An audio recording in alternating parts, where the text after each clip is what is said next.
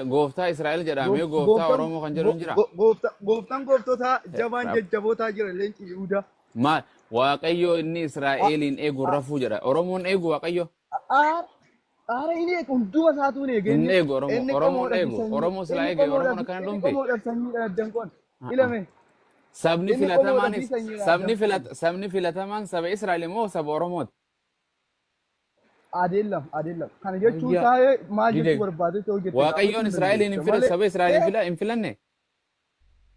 Yesuus Kiristoos moo Waaqayyoon saba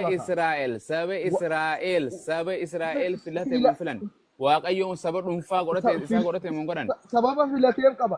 Sababa riizartii isaa beekuu qaba. Oromoodha filate moo Israa'el filate saba Israa'el. Hunduma isaa filate. Hin filanne hunda. No kijiba. Waan numaan Oromoo jedhamu hin jirtu bara sanitti. Waan sin jedhe.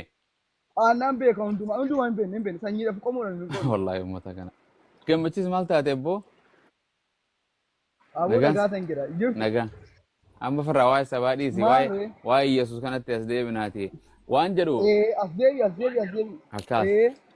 Arra takkaatii shaadaa qabata takka anaatu gartee Yesuus hin fudhatu. Tole? In qabattalee eeyamtee mataa malee sichi isin eegeen taatan hin jedhame caafameera. Maaltu jedhe? Eenyu akkas jedhe? Macaafa qulqulluu. Eenyu macaafa qulqulluu san irratti eenyu jedhe dubbii eenyu jedhe? Yesuus Kiristoos isa gaggeessaa hafuura qulqulluutiin barreeffame macaafni isaa dhugaa ba'a jechuudha. Eenyutu hafuura qulqulluun macaafni barreeffame jedhe? Yesuustu jedhe? Macaaficha qulqulluutu jedha. Gaggeessaa hafuura qulqulluutiin barreeffame jedha. Macaafni kun maalirraa qulqulluusa? Eenyu macaafa qulqulluu jedhee itti moggaasee jiran? Bar maqaa kana Yesuus macaa itti moggaasee maaliif maqaa eenyu itti moggaaseme? Namni mata duree kitaaba tokko yeroo barreessu amma bu'aas mata duree itti godhee gabayaa magaalaa irratti oolcha. Eenyutu macaafa qulqulluu mee bakkuma macaafa qulqulluu jedhee dubbatu fidi wangeela keessa hin jiru kutee keessa qulqulluu jedha maalirraa qulqulluu Waaqayyoon arrabsaa nabiyyoota arrabsaa Iyesuus arrabsaa maalirraa qulqulluu jedhana Daawitiin ejjaadha jedha Abrahaamis ejjaadha Salamoon ejjaadha wahuma hunda raajoota rabbiin filate hundinuu warra yakkamoodhaaf badiidhaan faale wanni akka wangeelaa gartee nabiyyoota xiqqeessa jira abbo isaan haa xiqqeessu. Salamoon dubartii jaartii namaa shaawara dhiqattu taaftaaf godhe ijaazaa buufatee namaan qacam godhee jedha wangeelli Daawit. Daawit jaartii namaa. Ilee waan akkas jedhameef sitti fuuf. Daawit jaartii namaati gartee jaartii namaati. Isinuu namni dubartiin irri tokkichi dubartii 70 yoo fuudhe malee jannatan gali jettanii mati. Bar wangeelli keenya maal jedha? Ati wangeelli keenya gaafatte maal siin jedha? Gammachuu. Biyya lafaa kanarratti waan hin barbaade naan argadhamuun argadu. Maal argachuu barbaadde? Waan siin jedhe waan hin barbaade dubartii barbaadus nyaata barbaadus dhugaatii barbaadu. Waan barbaadu. Aboosi wanta aboo irratti siif kennamee jira wanta aboo siif hin kennin jira gooftichi waan abboomee jira addaamiif yoo waan maal jedhe abboomee. Waan siin jedhe waan hin barbaadu argachuu biyya lafaa kanatti asitti biyya lafaa kana waan hin barbaade argachuu hin danda'u. Kan hin dandeenye hin jira. Ani jedhe birrii yoon qabaade danda'amuu hin danda'u. Birrii mootii doolaara qabaadhu. Waaqayyoon Yesuus Kiristoos akka jedhu Waaqayyo waanuma kadhattan hundumaa jedha waan hin kadhadhe Waaqayyoon naa kan namoonni kan biyya lafaa kanatti. Siifin kenna karaa isaatiin argatta garuu karaa Goobas ayyee dhaabbadhu jireenya bara baraa san keessa waan yoon dhaqe waan hin fedhe waanumaan fedhe yoon kadhadhe argadhamuun argadhu Waaqayyoorraa. Wanta argattus hin jira macaafa qulqulluu gubbaa irratti Yesuus Kiristoos sheexanaan hin qoromee jira. Waaqayyoon dhaabbadhu silent. Ayyee. Okay. Go ahead. Maal jechuu barbaadde? Akkaan jedhe jireenya bara baraa keessa waan inni barbaadan hundi jira moo biyya lafaarra jira? Jireenya bara baraa keessatti qulqulloota Kiristoos wajjin Maaluma samaal haasawu gurbaan ati gammachiis xeenaan kee foonii fi hafuuraan nagaa qabda ati boroon kee nagaa siif haa taatu. dhugaa waaqayyoo isa jiraatu Amma qamaadhaati. hin jira. Kaas. Lakki ani kiristaana. Okay, waan hin jedhe bar. Amma qamaa sanu. Waan Kan jedhe. kiristoos hin laadhu. Waan jedhe. Jireenya bara baraa keessa waan ni barbaadan lubbuun namaa feetu hundi jira moo biyya lafaa kanarra jira? Kamtu caala? Lakki jireenya bara baraa keessa wanti hundumtuu jira. Goobas. Kan jireenya bara baraa naa wayya malee Amma dhaggeeffadhaa gaafa. Dhaggeeffadhaa amma. Ani gaafaan jireenya bara baraa san dhaqe Okay. dubartiin fadhaati waaqayyo naa kan namoonaan kan. Eessatti? Jireenya bara baraa keessatti. Lakki akkas jedha lammacaafa qulqulluu gubbaarratti. Maaltu? Waa hundaa jira maa nuun jettanii nutti jibdan.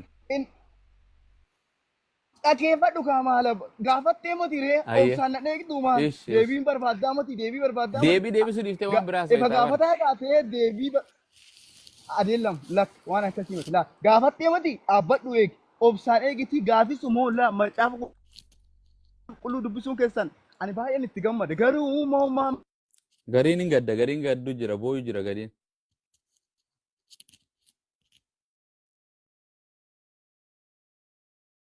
Maali networkiin isaan dhaga'amu jiran? Maal ta'e? Jireenya bara baraa keessa waan barbaannu yoo jiran maal abbaa keenyaa godhachii mana hidhaati. gadi bu'anii dubbisanii hiixanii gaafachuun dirqama. Jechuun amma gaafii barbaadde Networkii garuu jechuun obsaan na eegiti waan gaafachuu qabaattu gaafachuu gaafii immoo deebii kan kennu immoo ana osoo hin taane macaafa qulqullumatti deebisii kennu. Ayyanaa kan ta'a. Macaafni ofiin dubbatu. Anis immoo sin gaafadha moo quraana gubbaarraa quraana biraanan qaba. Quraana biraanan qaba sin gaafadha saniin booda immoo waa'ee kiristoos immoo maal akka ta'e waaqummaa isaa eessatti akka waaqummaa isaa mul'isee eessatti immoo waaqummaa isaa akka mul'isin sitti himuu nan danda'a. Okay kanaan booda immoo gaafii barbaadde gaafachuu amma waan gaafiin si gaafadha. Jireenya bara baraa keessa waaqayyoodhaan gartee dubartii yoon kadhadhinaa kan namoonaan kan. Akkas wanti jedhamee caafamee jiru hin jiru. Waanni hundi jirti waa hundaa jira jettamu hin jenne isin. Macaafni qulqulluu gubbaa jira. Macaafni jira. Jireenyi bara baraa keessa waa hunda hin qabu. Lakki jireenya bara baraa keessatti waaqayyo waaqessuu qofa ergamoota isaa wajjin jedha macaafni qulqulluu waan biraan agarre moo qaba oo argite natti miyyuu hin agarre warra jedhanii fidii nama macaafa qulqulluu jedhanii jenne bara waan jedhe biyya lafaa kanaa waan ilmi namaa itti haajamu hunda gartee gammachiisu biyya lafaa kanaatu waan ilmi namaa itti haajamu hunda kan nama gammachiisu qawwatee qabatee jira moo jireenya bara baraa saniitu waan hunda dhibbarraa dhibbatti qaba. Laal asitti waan beekuu qabaatu keessatti jireenya bara baraa keessatti dhaggeeffadhu rakkoon qabu jireenya bara baraa keessatti waaqayyo waaqessuudha jireenya lafarraa kanarratti boonii jal'oota warroota waaqa nan tolcheedhaaf sagaduudhaa fi akkasumas qabeenya biyya lafaa kana dhaaluudha warri biyya lafaa amalli biyya lafaadhaa jechuudha jechuun as keessatti waaqayyoo waaqessuudhaa fi yookiin immoo akka inni fedhe isaatitti jiraachuudhaa fi maal si gaafata obsa inni Maatiyos 16:24 gubbaarratti maal jedhee isin fannoo koo sun jenne fannoo keessan baadhatii na duukaa bu'a jedhamee caafamee jira. Kana jechuun isaa maali rakkina dhiphina danda'anii obsa danda'anii obsaan jechuudha rakkina dhiphina keessatti gadadoo keessatti ari'atamuu keessatti maqaaf anaaf jettanii hin jibbimtan biyya lafaa isin ari'atu jedhame caafamee jira. Wanta kanaan alatti wanti waaqayyo jedhe keessatti wanti irraa hir'atus wanti ittis dabalamu hin jiru. Garuu moon wanta hiikamuu qabaatu waliif hin jechuudha. Gaafa dhammallee jechuun wanna akka hiikee waaqayyo hafuura isaatiin na wajjisaa jiru. Waan jedhe fuudhaa fi heerumni waan ciggaase waan fokkotaadha moo waan qulqulluudha moo waan najisa moo waanuma gartee waaqayyoon jaallatu. Okay, macaafa qulqulluu gubbaarratti maal jedha sitti fakkaatee ergamaan ergamoota waaqayyoo jechuun warra bara san keessatti waaqayyo immoo ergachaa ture keessaa Phaawulos maal jedha nama waaqayyoo fi wangeela lallabaa ture wangeela kana keessatti maal jedha wangeela kana biyyattii irratti namoota labsuudhaa fi gahee taphachaa turan keessaa isa tokko osoo akka isin danda'ame osoo akka kiyyaattitti osoo fuudhuudhaaf baattanii akkamii ija. Kana jechuun isaa maal jechuu barbaade ta'uu jettee moo asitti dhaabbattee kana jechuun isaa jechuun gaafa namni maatii qabaatee waa'ee waaqayyoo fuula waaqayyoo deddeebi'uu yeroo hundumaa ittiin tolu jechuun jireenya isa foonii kana ari'uu duukaa bu'a jechuu barbaadeeti. Kanaaf jechuu barbaadeeti asirratti macaafa qulqulluu barallee hin jira. Mee kana sirraa hin dhaabafu. Waa'ee fuudhaaf heerumaa kana bar. Waa'ee fuudhaaf heerumaa dhiirti faana itti balaaleffatanii nufi na dhibe. Wallaahi dhiira guutuu ta'e namni. Akkam? Gaafa jireenya bara baraa seentu dhiira taatee seenta moo shamara taatee seenta? Waan akkana jedhamee caafamee hin jiru. Qabdu hin be'is. Nagar. Hoyyoo. Macaafa qulqulluu bara hin jiru. Wanta dhiira taatee dubara taatee hin jedhamu hin jiru. Guyyaa fuula firdii guyyaa firdii waaqayyoo fuula dhoo hin dhufta moo dhufu namni ni du'a moo hin du'u? Naannuufa waaqayyo. Dhiira taatee fuula waaqayyoo dhufta moo dubartii taatee dhufta? Guyyaan hundumti isaanii ka'anii firdiin hundumtu. Ka wanti jechuun macaafa qulqulluu gubbaarratti dhiira taatee wanti jedhee hin jiru. Garuu maal jaa namni hundumtuu jaa firdii ofii fudhachuuf jecha hundumti isaa. Dhiira taatee dheeyxee fudhatta moo shamara taatee dheeyxee fudhatta? Akkas jedha.